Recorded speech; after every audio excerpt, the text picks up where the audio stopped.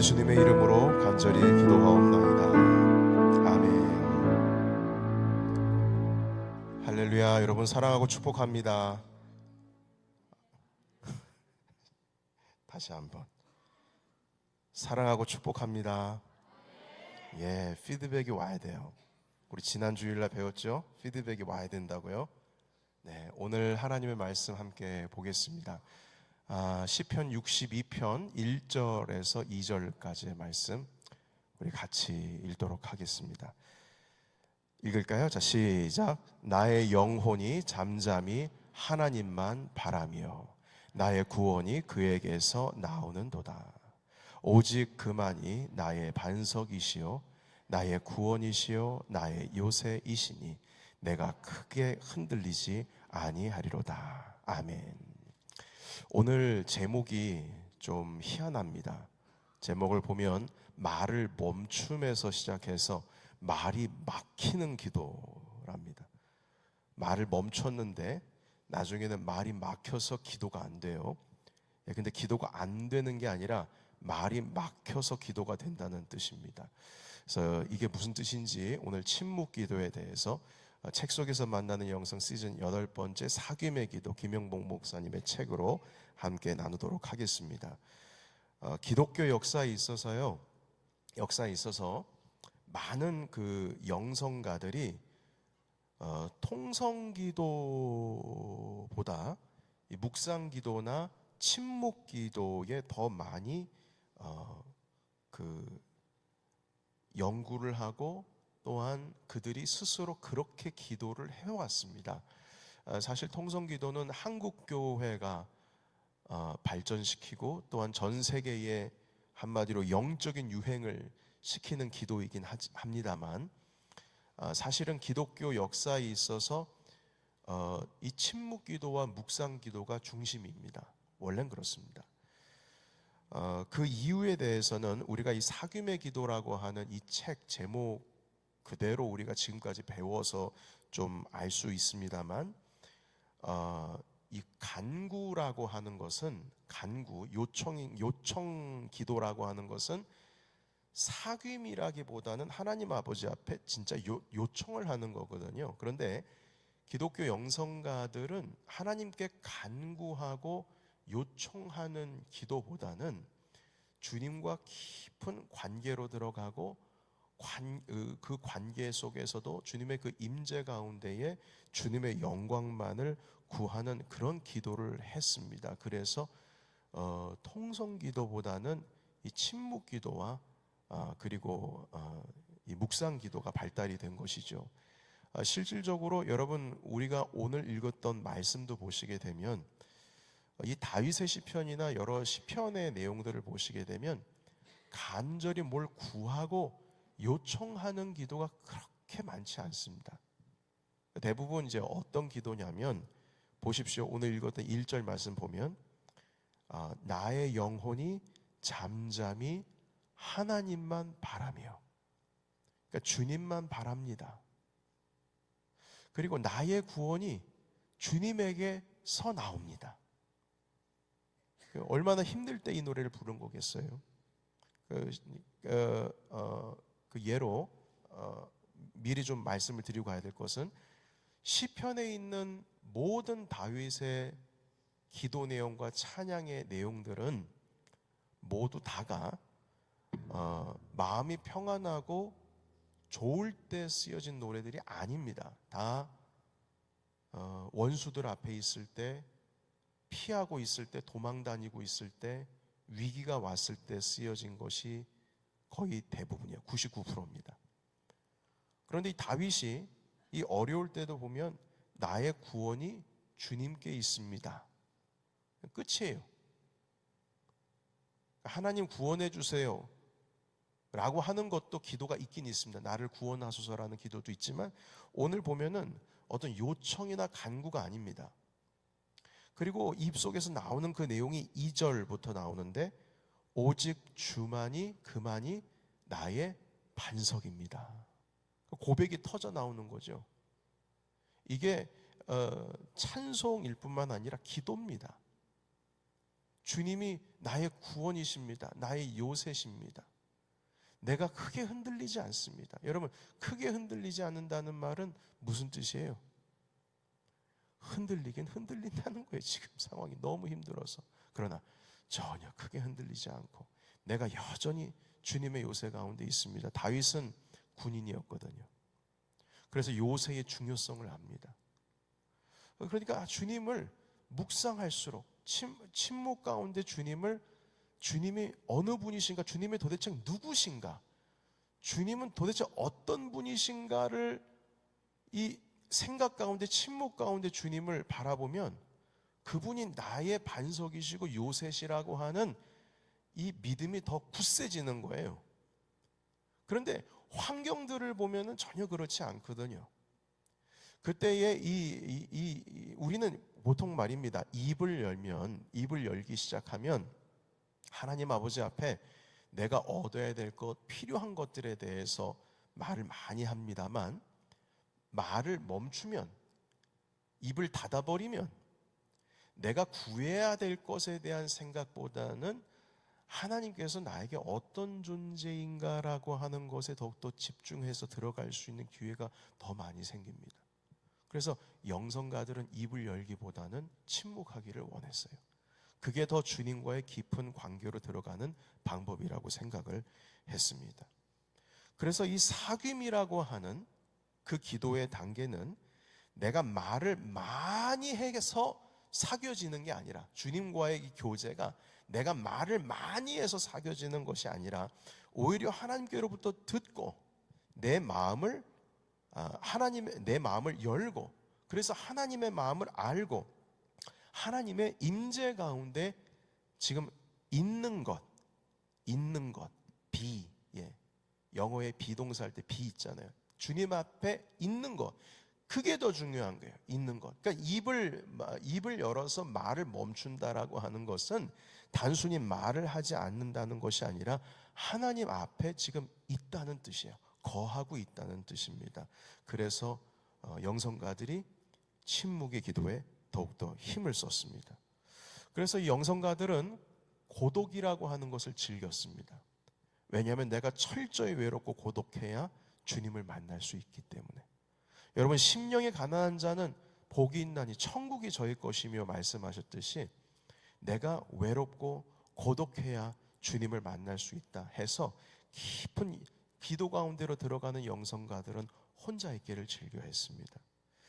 여러분, 저는 그 기독교 영성가들처럼 우리가 그분들을 본받아야 된다라고 하는, 100% 본받아야 된다라는 말씀으로 드리는 것이 아니라, 우리가 통성기도라고 하는 것은 익숙한데, 다시 말해서 하나님께 간구하는 것은 익숙한데, 주님의 존전 앞에서, 주님 앞에서, 주님 안에서 가만히 거하면서 오늘 기록되어 있는 말씀처럼 주님 뭐뭐 해주세요, 이게 아니라 주님은 나의 구원이십니다.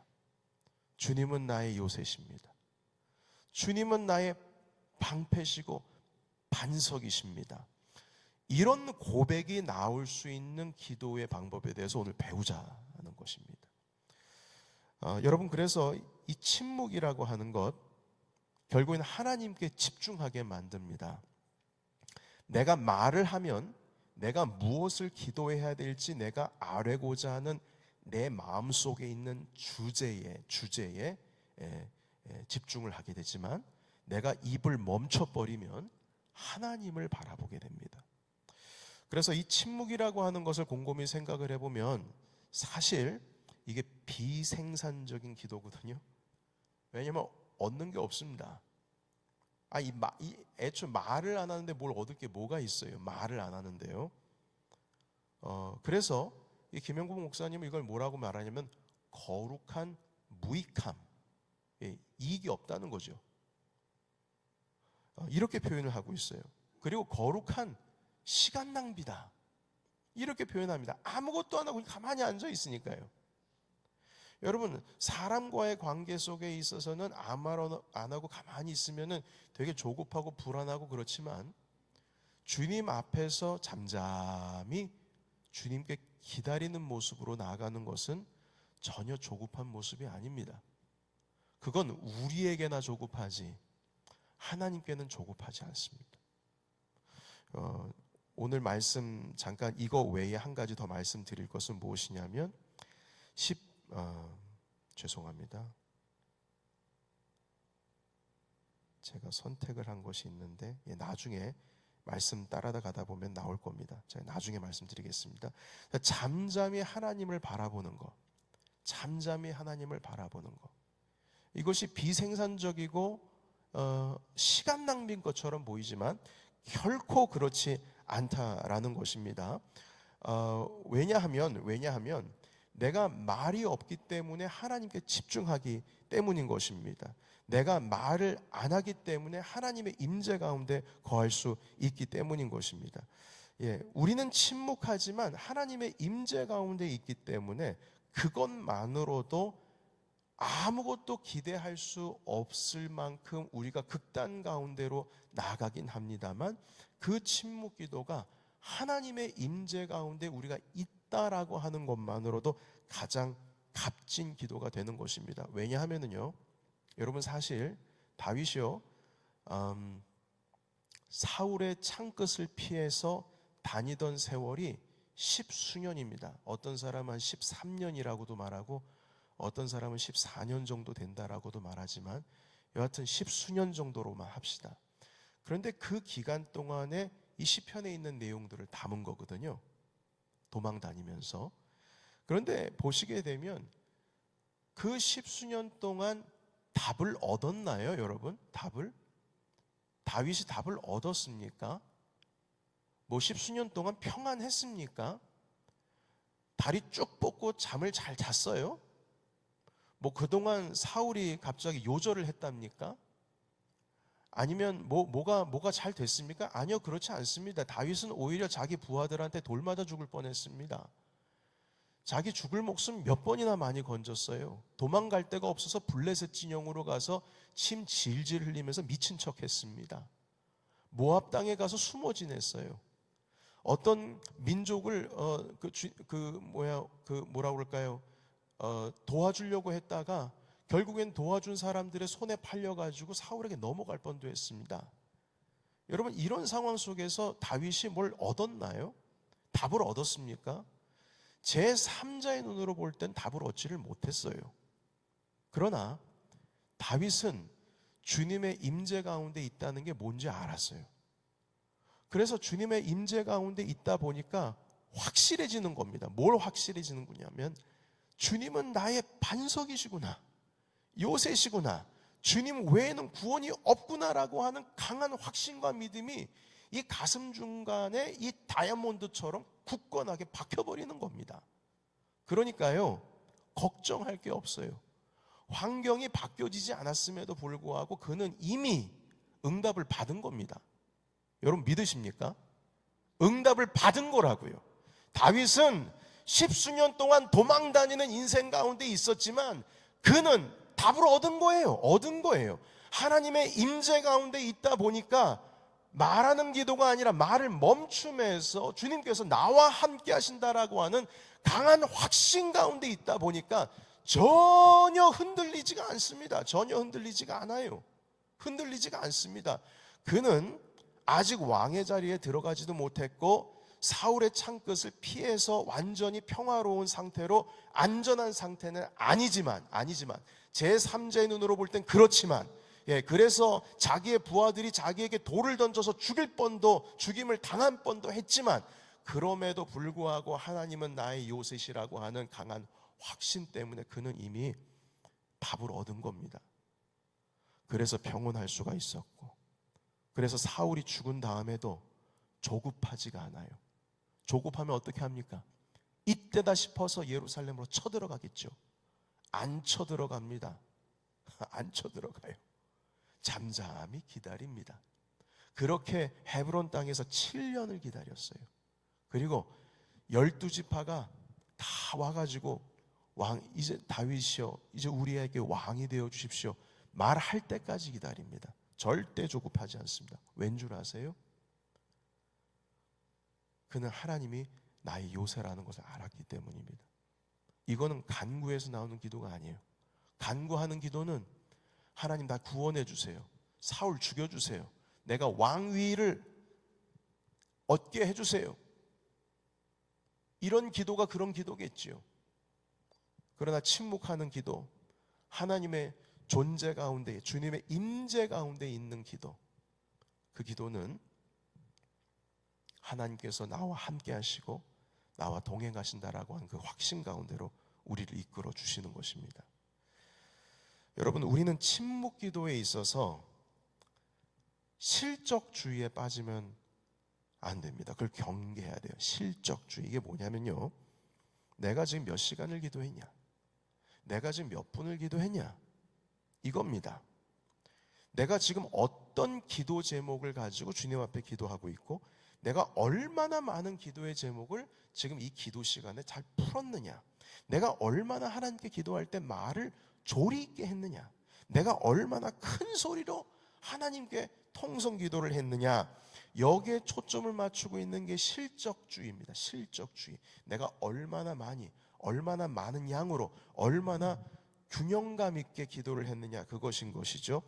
그러나 침묵 기도의 초점은 실적주의가 아닙니다.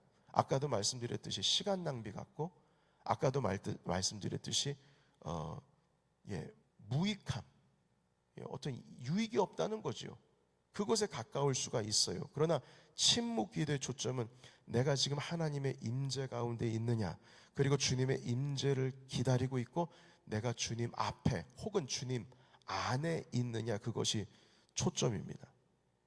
그래서 침묵으로 하는 기도에는 우리의 말을 멈추면서 시작해요.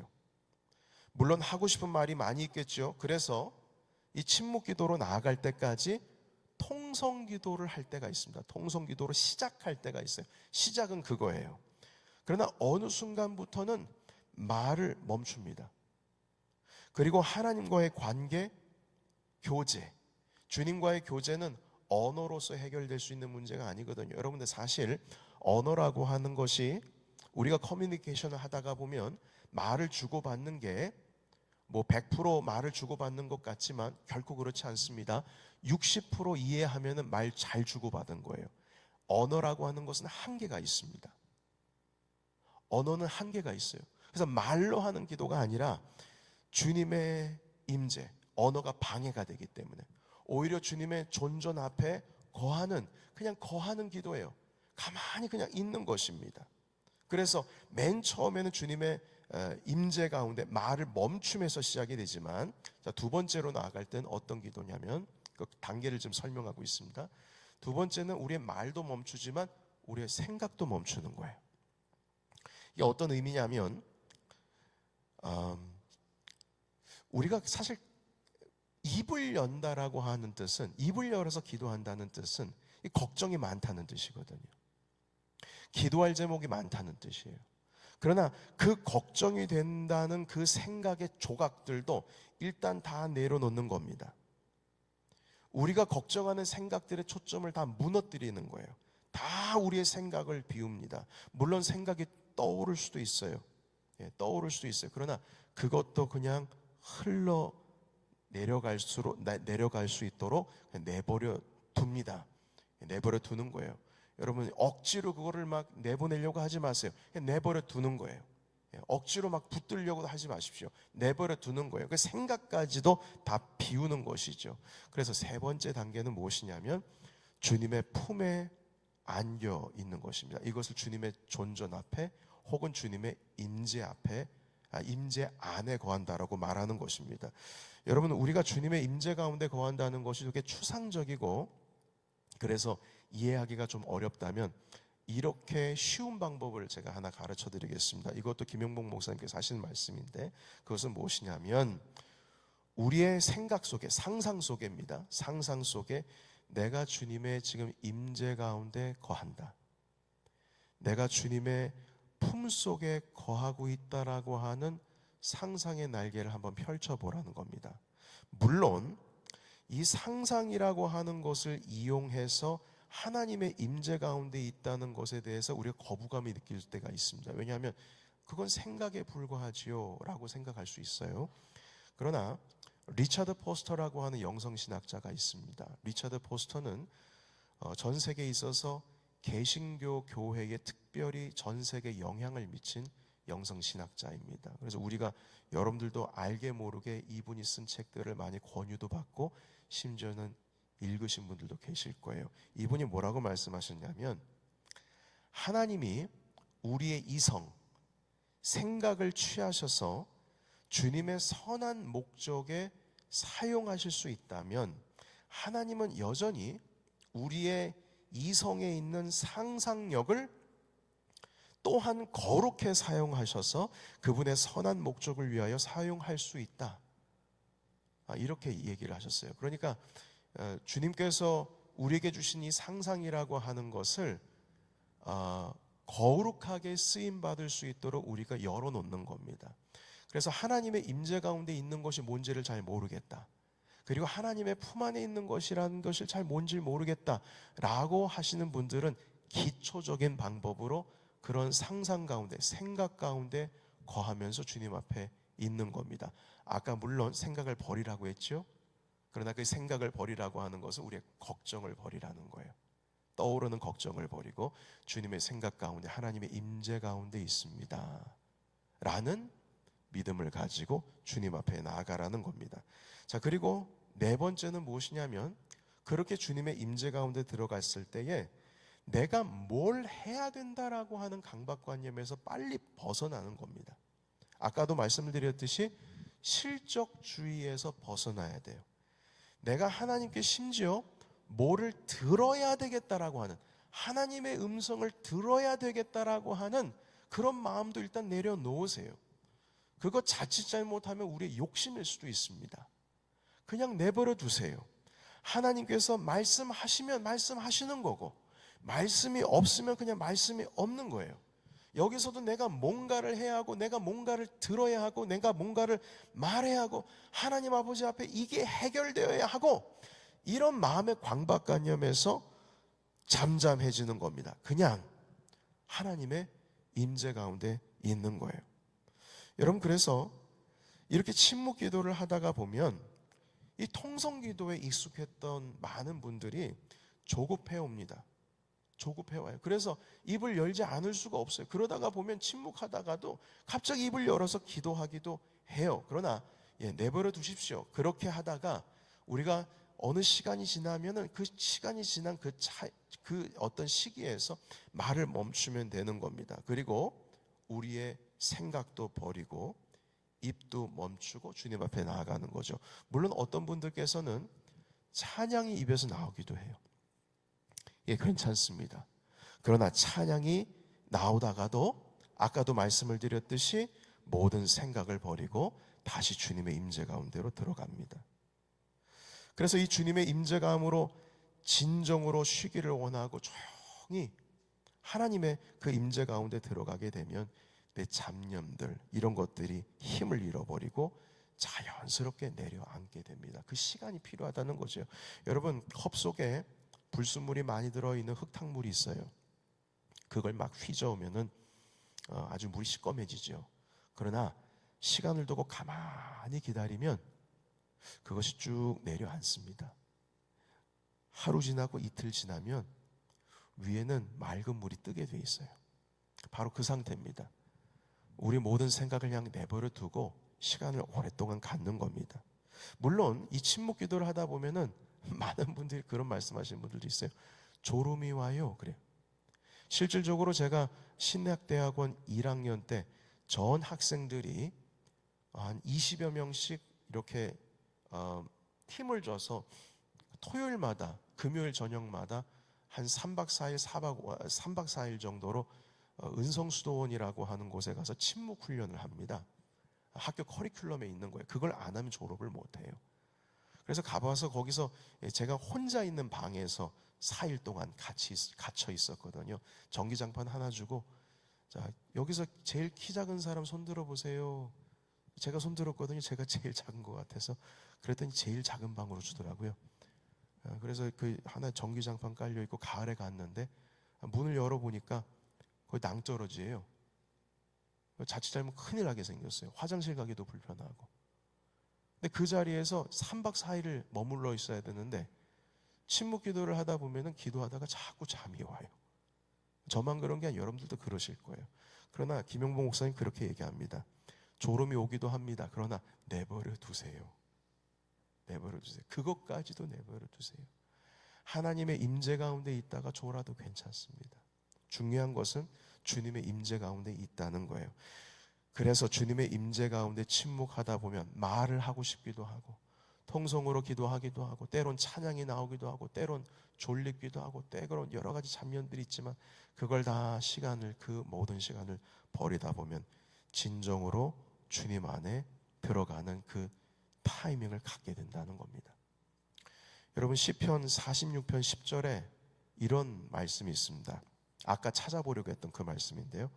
너희는 가만히 있어 내가 하나님 됨을 알지어다.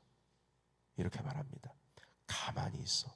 영어로는 어떻게 되어 있냐면 Be still and know that I am God. 잠잠히 있어. 잠잠히 있어. 조용히 있어. 그리고 내가 하나님 될 것을 너는 알지어다. 여기에 뭐가 있습니까? 구하는 게 있어요? 뭐가 있습니까? 아니요, 없어요. 너 제발 좀 그냥 가만히 있어. 왜 이렇게 조급해? 왜 이렇게 우는 소리가 많아? 왜 이렇게 그 안절부절 못하는 거야? 도대체 왜 너희 마음속에 이렇게 잡념이 많아? 왜 이렇게 걱정이 많아? 좀 잠잠해. 가만히 있어봐. 가만히 있어. 그리고 네가 할 거 가르쳐 줄게. 내가 하나님이다. 내가 하나님이야. 내가 너의 하나님이다. 그거 하나만 알면 돼. 이렇게 시편 46편에 말씀하고 계세요. 이게 침묵 기도예요. 가만히 있는 것. 그리고 주님이 나에게 어떤 분이라고 하는 것을 아는 거예요.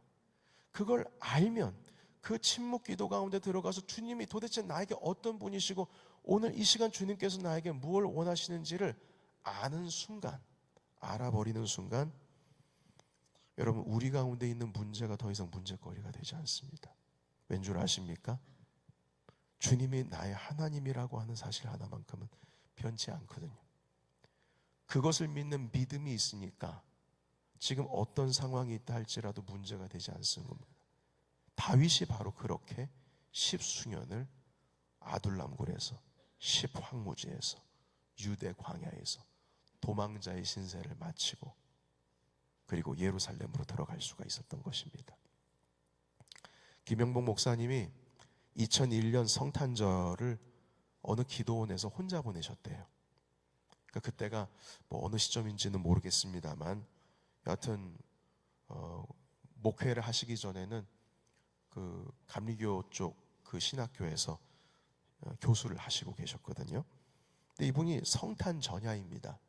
그때 예수님의 오심을 깊이 묵상하던 중에 은혜에 젖어들면서 자신의 말을 도저히 할 수 없는, 말이 멈춰버리는, 그 말을 자기가 멈췄는데 더 이상 말을 잇지 못하는, 다시 말해서 말이 막혀버리는 그런 기도로 들어가셨다라고 그 경험을 그 책에서 말해주고 있어요. 그 기도 일기, 그 경험을 하시고 나서 기도 일기를 쓰셨는데 거기 나와 있는 내용을 제가 읽어드릴게요. 주님, 그러니까 성탄절 전날에 했던 기도에 대한 기도 일기입니다. 주님이 12월에 나셨는지 3월에 나셨는지 저에게는 중요하지 않습니다. 주님이 제게 오셨다는 사실, 오직 그것이 중요합니다. 여러분, 왜 3월이란 얘기를 하냐면요, 어떤 사람들은 예수님의 3월에 왔다, 어떤 사람은 12월에 왔다, 이것 때문에 논쟁하는 애들이 있었거든요. 두 번, 다음 년입니다. 주님이 베들레헴에서 나셨는지 나사렛에서 나셨는지 저는 중요하지 않습니다. 주님의 앉은 자들을 찾아서, 낮은 자들을 찾아서 비천한 곳으로 오셨다는 사실, 오직 그것이 중요할 뿐입니다. 여러분, 나사렛에서 났다라고 하는 이 표현도 왜 있냐면 어떤 진보적인 신학자들은 베들레헴에서 주님이 나셨다라고 하는 것을 부인하거든요. 그 신학적인 논쟁 가운데 복잡하게 거기에 신경 쓰기 싫다는 거예요. 주님이 비천한 자리 가운데 오셨다는 게 중요하다는 거예요. 세 번째 연입니다. 주님이 처녀의 몸에서 나셨는지 그렇지 않은지 저에게 중요하지 않습니다. 주님이 인간으로 오셨다는 사실, 오직 그게 중요합니다. 왜냐하면 처녀의 몸에서 나왔다라는 것을 부인하는 신학자들도 있었으니까요. 근데 주님이 내게 오셨다는, 인간으로 오셨다라고 하는 것은 그건 결코 부인할 수 없는 것, 그게 중요합니다.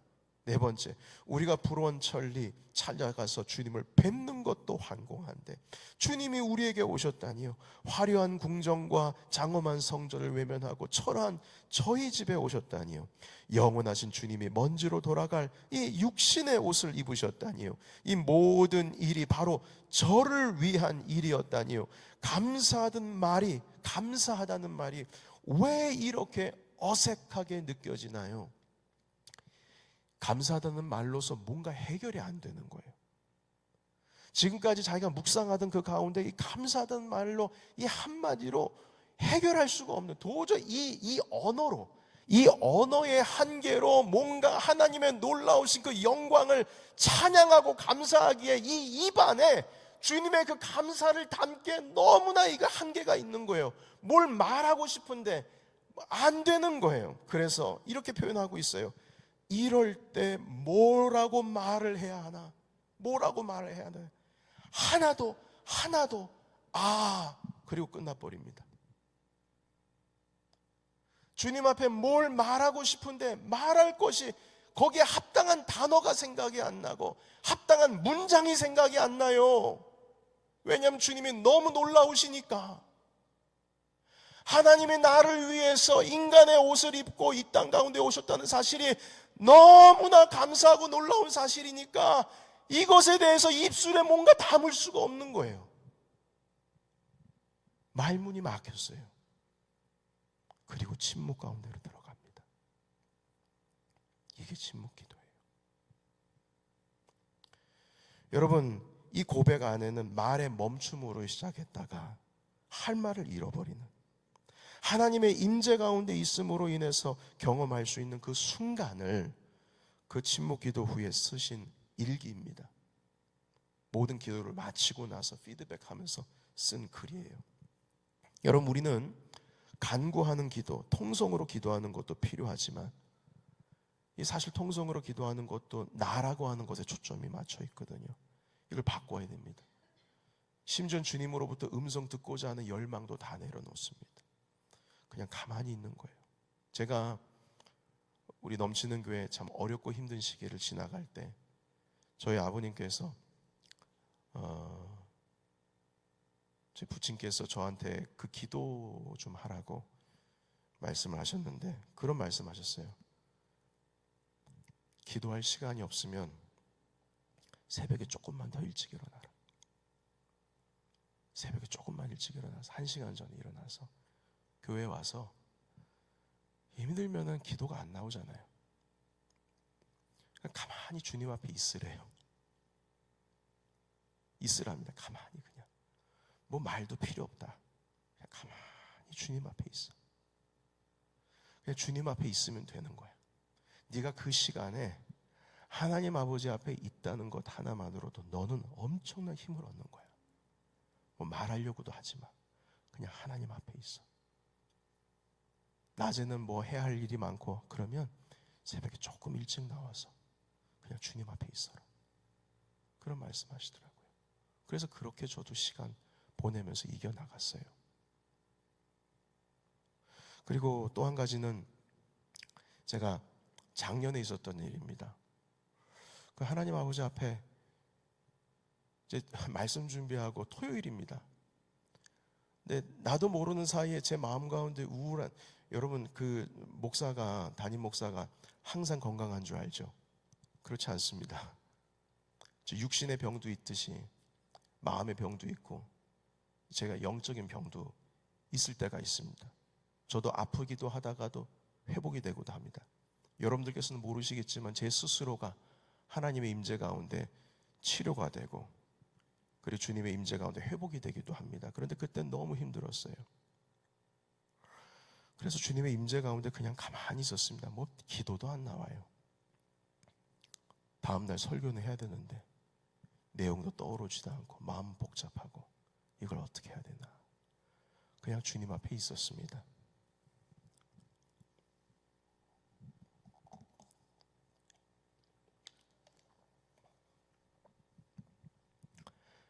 그리고 나서 기도가 거의 마칠 때쯤 돼서 저도 모르게 제 입속에서 이 찬양이 나왔어요.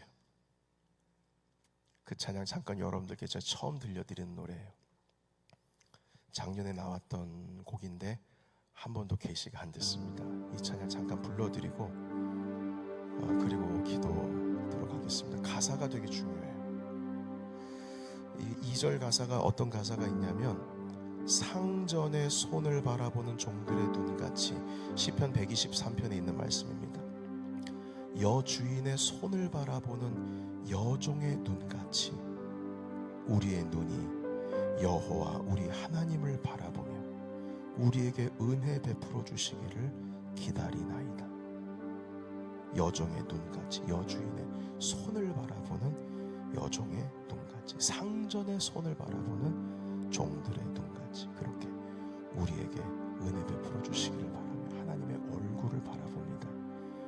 이 시편 123편의 기도의 내용도 주님의 임재 가운데 있는 침묵 기도의 내용인 것을 우리를 알 수가 있습니다.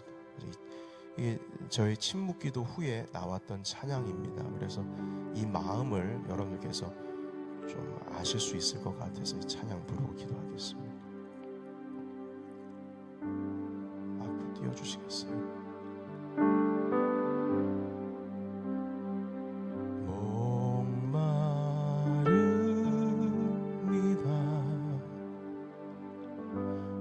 주여 나를 채워 주소서. 주님 앞에서 내 영혼 주를 바라봅니다.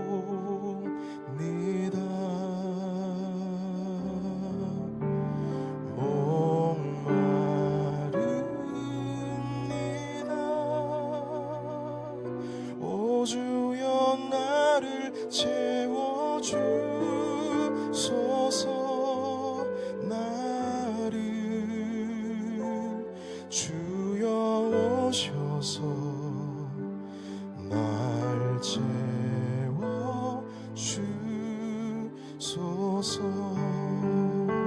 반주 조금만 더 키우세요. 적극적으로.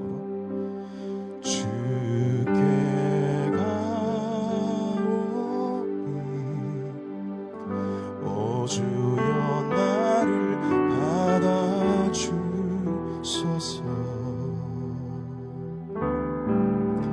상한 내 영혼 주님의 손을 바라봅니다.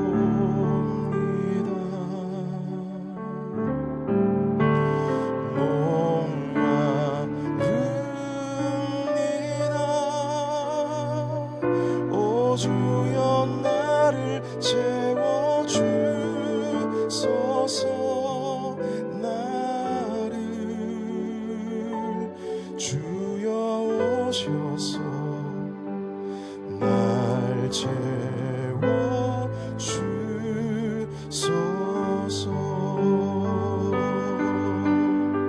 목마릅니다.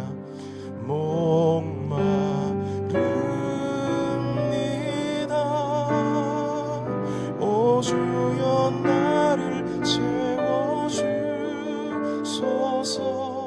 나를 주여 오셔서 날 채워주소서.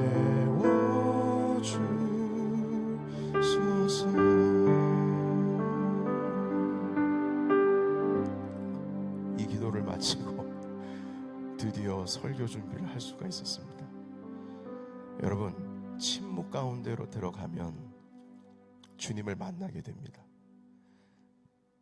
주인의 손을 바라보는 그 여종의 눈빛처럼 잠잠히 하나님을 바라보면 그 심령 가운데 드디어 주님께서 주시는 평강이 임하고 그것으로 인해서 우리 모두는 힘을 얻게 될 것입니다. 오늘 이 말씀을 통해서 여러분 침묵의 기도를 연습하시기를 예수의 이름으로 축원합니다. 기도하겠습니다. 하나님 아버지, 우리의 영혼이 잠잠히 하나님만 바라보기를 원합니다. 잠잠히 하나님을 바라보기를 원합니다. 오직 주님만이 우리의 구원이시라고 하는 그 사실은 내가 입으로 고백해서 얻을 수 있는 것이 아니라 주님의 임재 가운데 들어간 자만이 그 고백을 할 수가 있습니다. 하나님의 얼굴만을 바라보며 주님만을 갈망하며 잠잠히 하나님을 바라보는 모든 자들에게 함께 하옵시고 오늘 이 시간 침묵으로 하는 주님의 임재로 들어가는 기도를 배우게 하옵소서. 예수님의 이름으로